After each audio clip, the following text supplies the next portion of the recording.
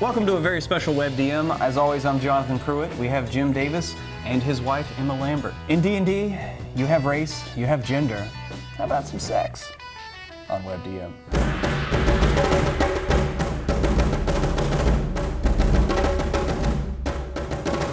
So, today we have Emma with us at D&D, and thank you. We're going to talk about ladies in D&D.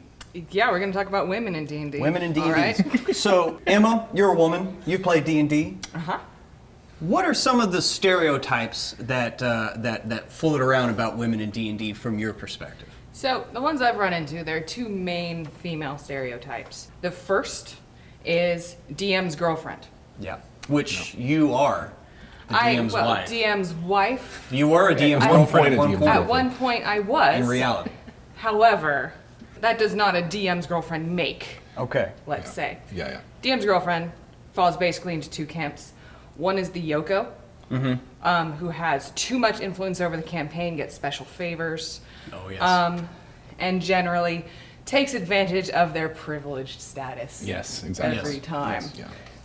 The other is the unengaged DM's girlfriend, who's there because the DM really wants her to be there. Yeah. Yes, I've seen that a couple of times. In both cases, they're not good players. Yeah. And maybe not good girlfriends. I'm just gonna put it out there. Is that a really nice thing to do to your DM? We didn't say that. Yeah, She said. I mean, I Maybe. think the thing with the DM's girlfriend is just like why, because of this out-of-game relationship, do they get special treatment? And so it's like, if you're not going to be engaged, don't play the game. Just go do something else. Or if you just want to sit at the table because you don't want to be lonely, then at least make an effort to learn the basics of the rules, which die to roll when, and don't expect special treatment. D&D is a collaborative process. Right. If you're not really collaborating on the same way, then it's not gonna work very well. And it's going to just bring down the vibe of the table for everybody else. I guess that applies to, say, let's go with DM's boyfriend or the player's boyfriend in the same way, where it's like, if you're going to be there, then play.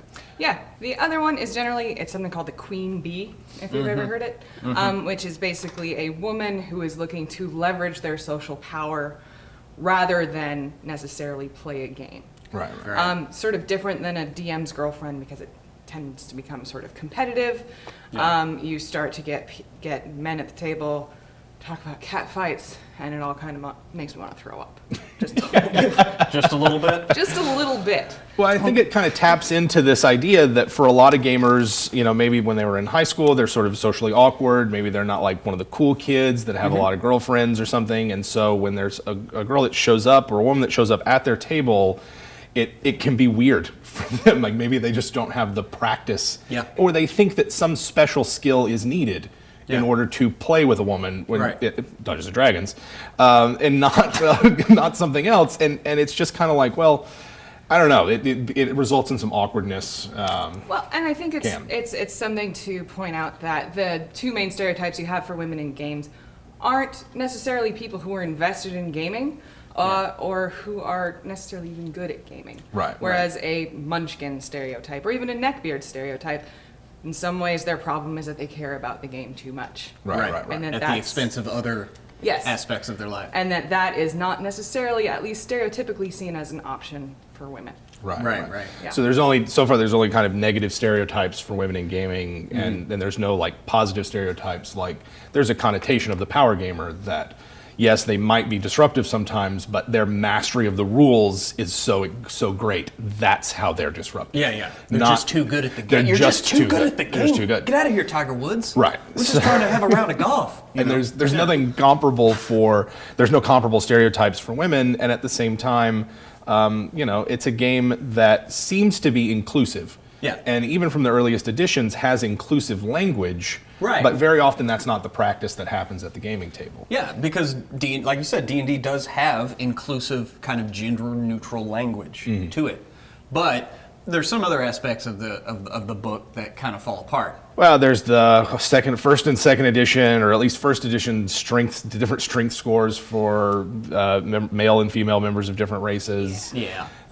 Which is not included in 5th edition. Right. Not at all. Not included in 5th edition. Technically, there is no difference between a man and a woman on paper other than having an M or an F in the sex column. So how about your personal experiences and how you've sort of dealt with, I don't know, being a woman at games? Who games?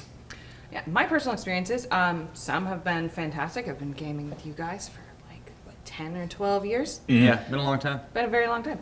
I've had other groups where there are some barriers. I find I generally, people may assume that I don't know the rules in a way when I do. I've been playing this game for a very long time. Right. And they're not that hard, you guys. Yeah. It's not that hard. So sometimes that prevents me from being taken as seriously as I would like to. Yeah. And sometimes there's the assumption that I only care about my character and my character development and sort of the more touchy-feely things. The more RP aspects. The more RP aspects. Right. Which sometimes takes people off guard. Personally, I never make a character until I sit down and play it, and I don't know who that person's going to be. Yeah. And that, for me, it works because for me it's all about collaboration and making whatever's in front of us a good time. That's a really good point, because I find your method of character generation more fun in practice. Whereas before I really started observing how you made characters, it was like, okay, I've got to have a character that has a background, and even if I don't write it down, I have to have in my mind this idea of a character. Right. Whereas watching you make characters of just like, I don't know what I'm going to play until you get into the game and let what happens in the game based on. Yeah, That's pretty fun. your method is kind of like an improv writing workshop. Like where we sit down and you start creating your backstory as you play, because you're just for whatever the situation calls for. It's like, oh yeah, my guy does that. Yeah. And it's kind of genius. I mean, because I'm like Jim, I'm the complete opposite. Yes, you are. I mean, I have that shit mapped out. I know exactly where he's from, where he's going, or she. I play a lot of chicks. Sorry. Females, women. Women is fine. Females of the human species. Yes. Or elf, or dwarf. Dwarf. Always the elf. It's got to be an elf. Well, most of the time. It's pretty much always an elf. Almost- Not just for you. Yeah, almost always a female elf, yeah. Yes. So, I mean, in terms of, I guess touching on that, because there are some people who, when you sit down, they assume that the character that you're playing matches your gender. And yet, that's not one of the more exciting things about playing to me. Do you run into kind of similar attitudes whenever you play characters that are male characters? Absolutely. I find it usually gets a comment from somebody if I'm playing man. Ironically, sometimes it'll get the comment from the man who is playing the live, dexterous elf woman for the 90th time. Yeah. Usually there's something about like, oh, we're gender bending today. That's very progressive. And really, it's just I feel like playing a dude. Yeah. What's the big deal? Yeah. Male, please. Works both ways here. Need to be equal. It's fair enough. It's fair. Fair enough. But yeah, but D&D, I mean, it kind of does have a bit of a stereotype as a boys' club. Yes. Right? Yes. And Yeah. so there's a lot of aspects of that that might need to be, altered just a bit. Right. If there's a woman there or not. It depends. I mean, it's all in the person you're playing with. I mean, if it's a complete stranger, maybe tone down some of the language. Maybe tone down some of the language. I find for me that's the beauty of the game, is that everybody's group can be tailor-made, or everybody's game can be tailor-made for their group. And so the rules are just this blank slate that, depending on how inclusive you want to be, how welcoming you want to be of other people from different perspectives or genders or whoever, the rules don't get in the way of that as much as they used to. And actively, in parts of the player's handbook, encourage you to make sort of outside-the-box kind of characters that way. So what about some, just sort of the hobby as a whole, being a bit of a boys' club, like the art or... We want to talk about the art.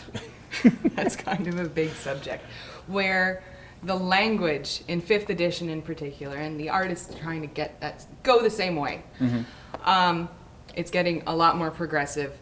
Art in D&D and fantasy sort of subculture in general is super behind the times, to the point where once you get really ensconced in this, you almost don't even notice it anymore sometimes. I think it's fair to say. Yeah, I agree. Yeah, just think about it. When's the last time you saw a picture of a female rogue whose boobs were stealthy? Right. Yeah. I don't know. I don't know. Or, it looks like she's actually purposely trying to stick her ass out to distract you from the rest of her. Something something like that. Yeah. I would love to see a woman in plate mail where there isn't an actual cleavage line, which would guide a knife straight into her chest. Yeah, Right. Yeah. It would kill her.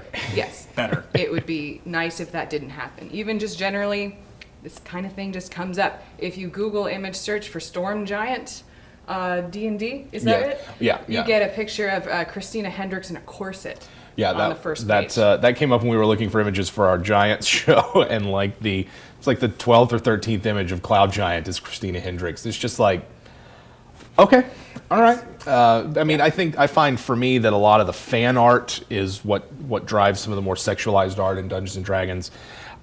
Sometimes it's appropriate, but the ubiquity of it is what makes it tiresome and feel like that. Can we not have images and representations of all different kinds of people and not just a very narrow band that we have? Absolutely. Or maybe some shots of let's get some beefcake in there. You know, why does the men have some There's chest that one in abs? the Dungeon Master's guide of Yeah. the Mr. Beefcake, looks like Colin Farrell, I think, maybe. Yeah. I don't know, with long blonde hair. Anyway. But yeah, let's equal that out at least one way. Something. And it plays out in the gaming table. When's the last time that you discussed, maybe the way a male character moves when you're describing them? Right. Or, what do their nipples look like? Yes. Right. Yeah. So for me, I realized it kind of personally when I sort of examined how I was presenting NPCs to the party, and realizing that every time I introduced a female NPC, I described how attractive they were. Right. And realizing that I did not do the same for male NPCs. That the only people at the time, the only people I was gaming with were other guys, my friends. Yeah. And so making me realize, like, hey, first off, this is not vital information right now. It's possible to present a female NPC and describe her physical characteristics without saying how attractive or unattractive she is.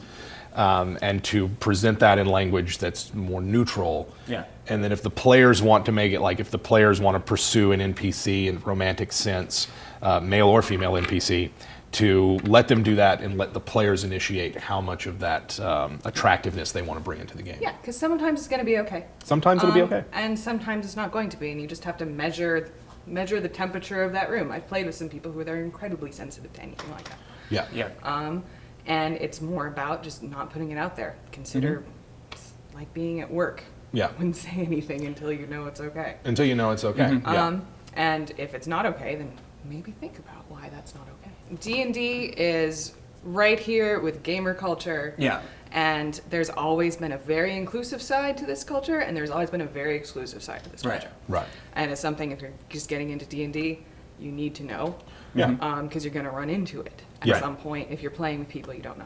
Well, and I think that's a really good point because you don't know them, you don't know what their experiences were like. You don't know, say, if you're playing a pickup game in the Adventurers League or something, and you're otherwise playing with strangers or people you see maybe once a week at the game store, you don't always know what their experiences have been like and what they've encountered at other tables, male or female. And unfortunately, in this case, it seems that women face more negative experiences at the gaming table than men do. And it's just worth knowing that. If you're the DM in those situations, be sensitive to it. And if a player seems uncomfortable, then as a DM, you have a sort of I hesitate to say natural authority because that suggests something greater than it is, but you are kind of running the game at that moment. You're in charge of the game. Yeah. Right, and you can say, hey, cut that out. That's inappropriate behavior. Or I'm not going to do certain things because I don't know where other people's lines are, what boundaries they have that I might not know about. And so you're just a bit more sensitive to it. Yeah. And it doesn't mean you have a less fun game or that it has to be tense. Right. You're just more aware of it. Well, and in our own experience, we're still kind of playing, but we're kind of wrapping up Out of the Abyss, and Yeah. we decided to do an evil A campaign, very evil campaign, right? Yeah. We all have known each other for years. Yeah. We've never really been, like all about raping and pillaging when we were evil. We've But never been. I mean, like that's just not part of our gaming dynamic. Right. Right. Right. I mean, we do some evil stuff. Right. I mean, my character, he runs off and he'll kill some loose ends if that's what... He needs to, Because actually. he needs to, because I can't believe Autumn just let those two chicks go. I mean, seriously. Well, she did. And Seriously. she just let him go. Sorry. Those two women. At the same time, there have been some very creepy moments, particularly with Audie and Josh's characters, the Necromancer and the Death Priest, the Vampire Necromancer and the Aasimar Death Priest, Yeah. who are that borderline coercive intimacy, Yeah. let's call it. Yeah. That runs up to that line, but because we know each other and we're able to say, number one, we always fade to black. Yeah. Whether it's, regardless that there's some lines that we don't cross, but we can walk right up to them. Right. We know each other well enough. And if I would hope, at the very least, that if someone at the gaming table felt uncomfortable about something, that they could say, hey, this isn't, like, for me today, I'm just not feeling it, or can we walk that back? Yeah. It's different when you're gaming with people that you don't really know or you're not friends with, and that's why you have to take that extra care and just be respectful. Yeah. Don't be rapey. Don't be a douche. Yeah. And don't try not to be too, defensive whenever it gets brought up. Whenever it gets brought up, Yes. listen to the other people. Yeah. Yeah. Because it is a group effort. It is. It's not just a game for one person. Right. Never Yeah. is. It never has been, but sometimes people have played it that way, and it's worth reminding them that it's not a game for one person. Yeah. Yeah.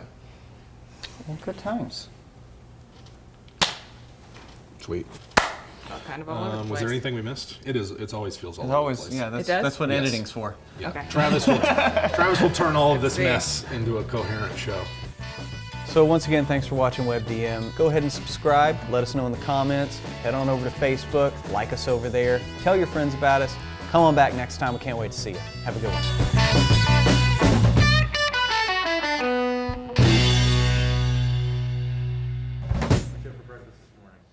I had some peanut butter crackers and half of a golden chicken strip, which was disgusting.